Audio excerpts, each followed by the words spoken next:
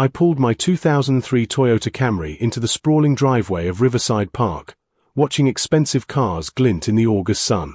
3 days ago, I'd closed a $90 million real estate deal, the Meridian Tower acquisition that would reshape downtown Atlanta's skyline. My phone still buzzed with congratulatory messages from investors.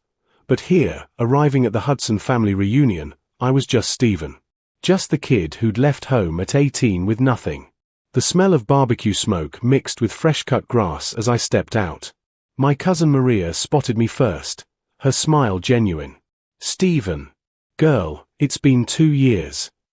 She hugged me tight, her kids running circles around us. Then I heard his voice. "Well, well, well. Look who finally crawled out of poverty." My brother Brian stood near the pavilion, phone already raised, snapping photos. He wore a custom suit, probably $2,000, I could tell from the stitching. His wife Heather smirked beside him, designer purse dangling from her wrist. Still driving that same hoop tie, her. Brian circled my car like a shark. "Man, I remember when you left talking about making it big. Guess some people just ain't built for success."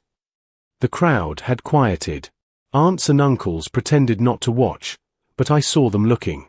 My mother's sister, Aunt Beverly, actually turned away, embarrassed for me.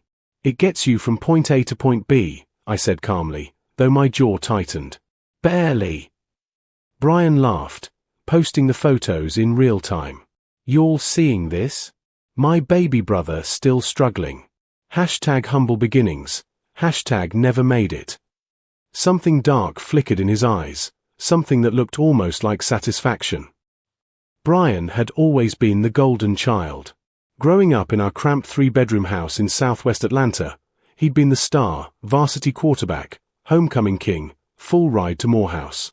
I was the quiet one, the kid with his nose in books about buildings and blueprints, sketching skyscrapers in math class margins. "Why can't you be more like your brother?" Mama used to say, "Not cruel, just tired." She worked double shifts at Grady Hospital, and Brian's trophies seemed to make it worthwhile. I'd graduated high school with honors but no scholarship. "Community college ain't real college," Brian had joked at my graduation dinner.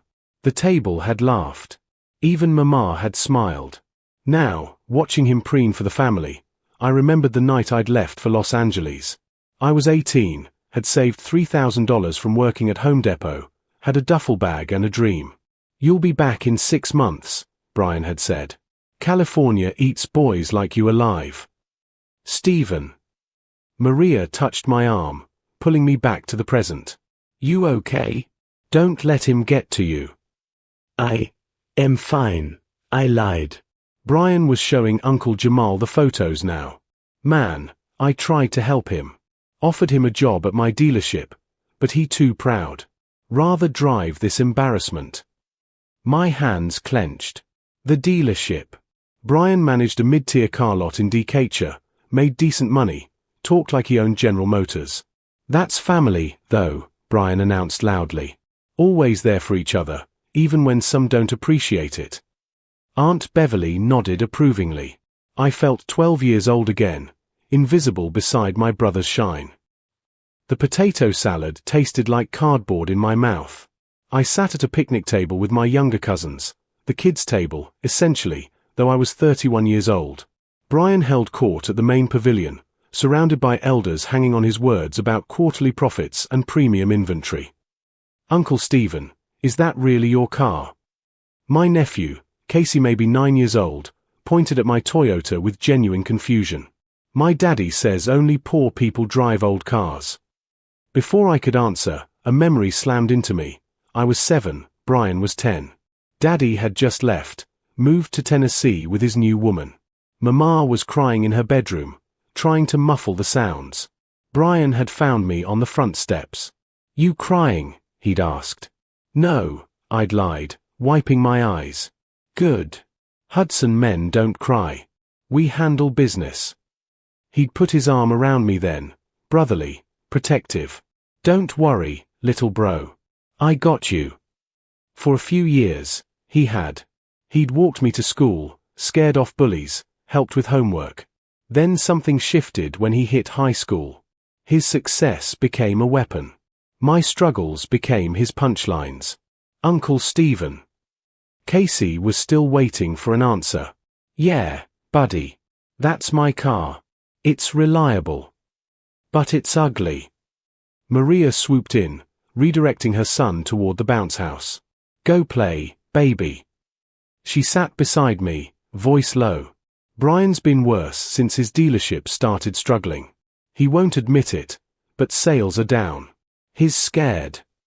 That surprised me. Scared of what? Of being ordinary, she said simply. The afternoon crawled by like a slow torture. Brian was performing now, not just talking, gesturing wildly, voice carrying across the park. He'd gathered a proper audience. Mama, Aunt Beverly, Uncle Jamal, cousins I barely knew. So I told the guy, listen, you want this BMW or not? Because I got 3 other buyers lined up. Brian snapped his fingers. Closed the deal in 20 minutes. That's how you negotiate. That's how you make real money. Heather, his wife, nodded along like a backup singer. She'd barely acknowledged me except for one cutting glance at my off-brand polo shirt. I checked my phone. 18 new emails. My partner, Nelson Shaw, had sent photos from the Meridian Tower site. Construction crews already mobilizing, architectural renderings refined. The building would be 42 stories of mixed-use luxury, residential and commercial, with a price tag that would have made Brian's jaw drop. But I said nothing. I sipped sweet tea and watched my brother shine. Stephen. Mama's voice cut through the noise. She was waving me over, and my stomach dropped. The last thing I needed was a family spectacle. I walked to the pavilion, feeling everyone's eyes track my movement. Baby, Brian says you turned down a good job from him. Mama's face held that familiar disappointment, lines deeper now, hair grayer. Why you being so stubborn? Mama, I have a job. Doing what? Brian interrupted, smirking. You still doing that, what you call it, property management? The way he said it made it sound like janitor work. Real estate development, I corrected quietly. Brian laughed. Right. Development. You developing anything besides excuses? Uncle Jamal, Daddy's brother, leaned forward with whiskey-warm breath. Boy, you can't be too proud to accept help. Your brother's trying to look out for you. I appreciate it, but... No buts, Aunt Beverly chimed in. Family helps family. Brian's doing well, you're struggling. That's what the reunion is about, supporting each other. The judgment in her voice stung worse than Brian's mockery. These were the people who'd watched me grow up, who should have seen more in me than my old car and quiet demeanor. I'm not struggling, I said, keeping my voice even. I'm doing fine. Fine. Brian pulled out his phone, showing the screen around like evidence. These are the pictures I just posted. Pray for my little brother, YUL. Times are tough but God is good. Already got 200 likes. Something snapped inside me.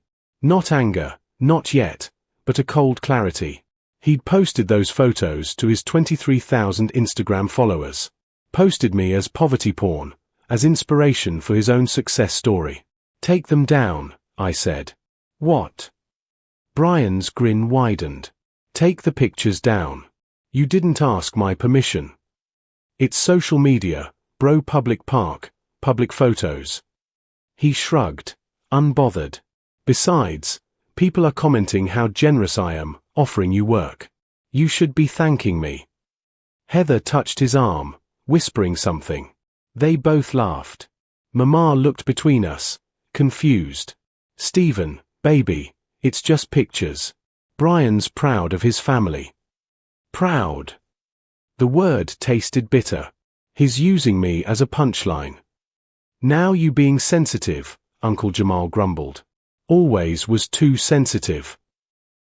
I stood abruptly, chair scraping against concrete. The noise silenced conversations around us. Maria watched from the kids' area, concern etched across her face. Even the children sensed the shift in atmosphere, their playing quieting. You want to know what I've been doing, Brian?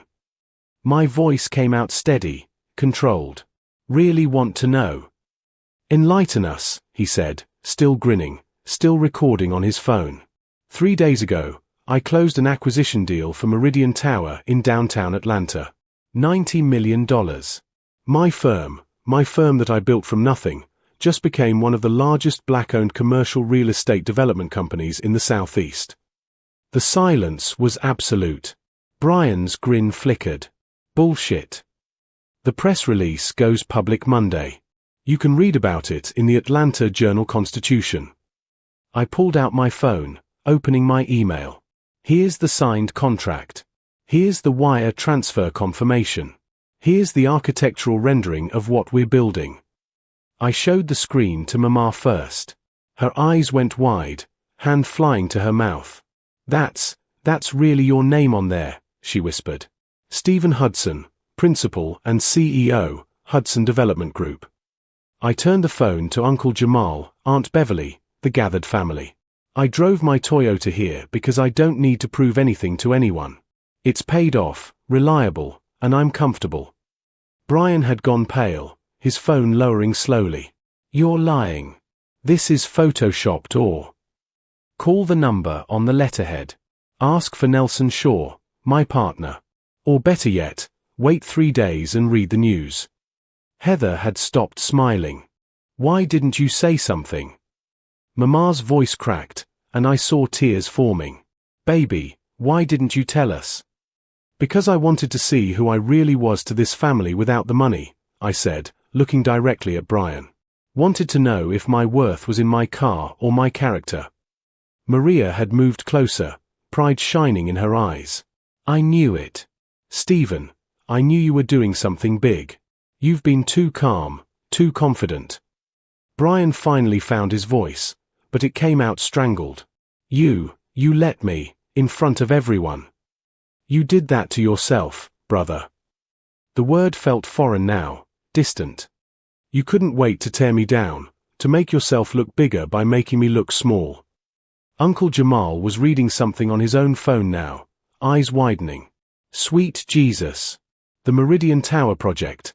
It's all over the business news. Speculation about the buyer, massive investment in the community, affordable housing component. He looked up at me like seeing a stranger. That's you. That's really you. That's really me. Aunt Beverly had gone quiet, her judgment evaporating into shock. Other family members were pulling out phones, searching, confirming. I could see the moment each one realized I was telling the truth, jaws dropping, whispers starting. Brian's hands were shaking. I didn't know. How was I supposed to know? You weren't supposed to know. You were supposed to treat me with respect regardless. I looked around at the gathered family. All of you were. Success isn't measured by what you drive or what you wear. It's measured by character. Brian was spiraling. I could see it. His breathing had quickened, sweat beading on his forehead despite the shade. Heather had stepped away from him, creating physical distance as if his failure might be contagious. Take down the posts, I said again, quieter this time. He fumbled with his phone, fingers clumsy. There's so many comments now. People are sharing it. Then you better start deleting. Mama touched my arm, her voice small. Stephen, baby, I'm so sorry. I should have believed in you more. Should have asked about your life instead of assuming. It's okay, Mama. And surprisingly, toward her, it was. She'd been tired, overworked, conditioned to see Brian's visible success as the only kind that mattered. I know you love me. I do. Lord knows I do. She pulled me into a hug that smelled like cocoa butter and regret. Over her shoulder, I watched Brian frantically deleting posts, reading comments that were turning from sympathy to mockery. Someone had already found the business articles, connected the dots. His Instagram was becoming his own humiliation. Karma, Maria muttered, loud enough for him to hear. A new voice joined the chaos, my cousin Andre, who I hadn't seen in 5 years. He'd been in the parking lot, just arriving. Yo, is it true? You bought the Meridian Tower? My boy works construction, said the new owner is dropping serious money on local hiring, union wages, whole 9 yards. That's you. That's me. Andre let out a whoop, grabbing me in a bear hug. Man, we got a millionaire in the family. Not just millionaire, Uncle Jamal said quietly, still reading his phone. This article estimates the total project value over 3 years at $250 million. Stephen, you're a major player. The weight of it settled over the reunion like a blanket. Family members who'd ignored me earlier now crowded closer, questions flying. What was I building? Was I hiring? Could I invest in their businesses? The attention felt suffocating after years of invisibility. But Brian had collapsed into a chair, head in his hands. Heather was arguing with him in fierce whispers, and I caught fragments. Embarrassed me, always said he was nobody, how could you not know? Part of me wanted to walk away, to let him drown in his humiliation. But a larger part, the part that remembered him protecting me on those elementary school steps, couldn't quite let go. I excused myself from the crowd and sat beside him. Don't, he said without looking up. Don't be nice. It's worse if you're nice. I'm not here to be nice. I'm here to tell you the truth. I kept my voice low, private. You've spent 15 years using me as your punching bag because you're terrified of being average. But Brian, average isn't failure. Running a dealership is good work. Making decent money is good money. You didn't need to step on me to stand tall. You don't understand. His voice cracked. Dad left because we weren't good enough. Mama worked herself sick because we weren't good enough. I had to be exceptional. Had to be. Dad left because he was broken, not because we were. Brian finally looked up, eyes red-rimmed. You left too. Soon as you could, you ran to California. Left me here to carry everything alone. The accusation hit harder than I expected. I left to build something. Not to escape you. Felt the same to me. His laugh was bitter. Golden child, right? That's what Maria called me. But you know what golden children are? Sacrifices. Mama needed me to be perfect because you were allowed to be human. I carried that weight while you got to chase dreams. I'd never considered it from that angle. Never saw his success as burden, only as privilege. That doesn't excuse how you treated me today. How you've treated me for years. I know. He wiped his face roughly. I know. When I saw that car, so you still looking humble after all this time, I thought I'd finally won something. Finally proved I was the successful one. His voice dropped to a whisper. The dealership's failing, Stephen. We're 3 months from bankruptcy. Heather doesn't know how bad it is. Nobody knows. The confession hung between us like smoke. I've been faking it, he continued. The suit's rented. The Instagram life is smoke and mirrors. When I saw you, I needed someone to be beneath me, just for a moment. Needed to not be the fraud. You're not a fraud. You're struggling. There's a difference. Is there? His laugh was hollow. Tell that to my 23,000 followers who think I'm living the dream. Around us, the reunion continued, but we existed in a bubble of brutal honesty. I could help you, I said carefully. Not publicly, not as charity. But if you're willing to do real work, be honest about where you are, I have projects that need people I can trust. Brian's head snapped up. Why? After everything I just did. Because you're my brother. And because I remember when you had my back, before fear made you cruel. I paused, choosing words carefully. But Brian, if I do this, the dynamic changes. No more golden child and disappointment. We're equals, or we're nothing. He stared at me for a long moment, and I saw him wrestling with pride, with shame, with the little boy who'd been told he had to be perfect. Finally, slowly, he nodded. I need to make this right first, he said, standing. Publicly. I stood too, unsure what he meant. Brian walked back to the pavilion, climbed onto a bench so everyone could see him. The crowd quieted, sensing drama. "Y'all saw me clowning my brother earlier," he announced, voice carrying. "Posting pictures, talking trash, acting like I was better than him because of a car. I need everyone here to know, I was wrong. Dead wrong. Stephen is more successful than I'll probably ever be. But more than that, he's a better man than I've been. I let jealousy and fear turn me into someone I don't respect." Heather was staring at him, shocked. Mama had fresh tears streaming. "I'm sorry, Stephen. Publicly, privately, completely. I'm sorry." The silence stretched. Then I stepped forward, extending my hand. Not a hug, not yet, but a handshake. A beginning. He took it. The reunion shifted after that. No more performance, no more pretense, just family, complicated and messy and real.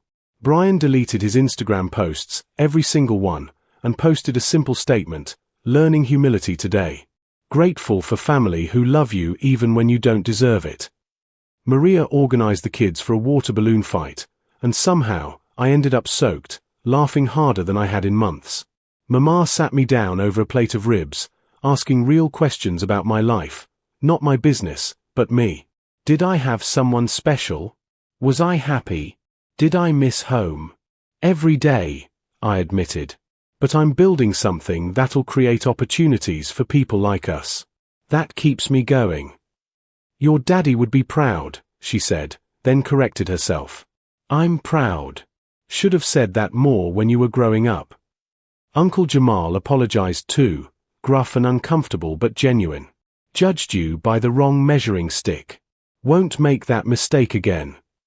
Even Aunt Beverly managed a stiff, "I'm glad you're doing well, Stephen." As the sun began setting, painting the sky orange and purple, Brian found me near the basketball court. We stood in silence for a moment, watching kids play. "I meant what I said," he finally spoke. "About being willing to work. I don't deserve your help, but if the offer stands." It stands. But Brian, you've got to get help. Real help. The Instagram addiction, the need for validation, the fear, that's trauma talking. You need to talk to someone professional. He flinched but didn't argue. Yeah, I probably do. Definitely do." I bumped his shoulder lightly. "And therapy's not weakness.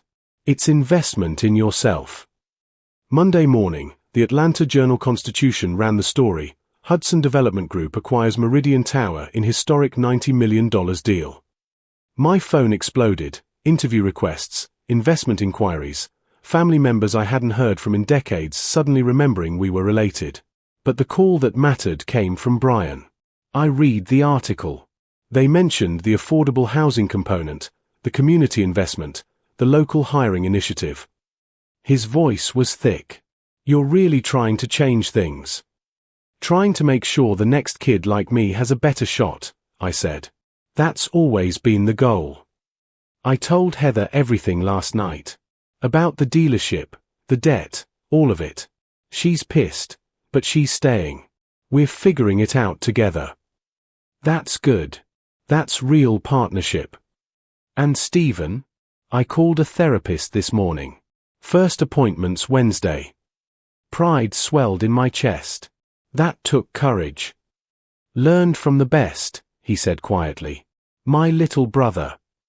We talked logistics after that. He'd come work project management on the Meridian Tower, learn the development business from ground up, prove himself through work not words. It wouldn't be easy, but nothing worthwhile ever was.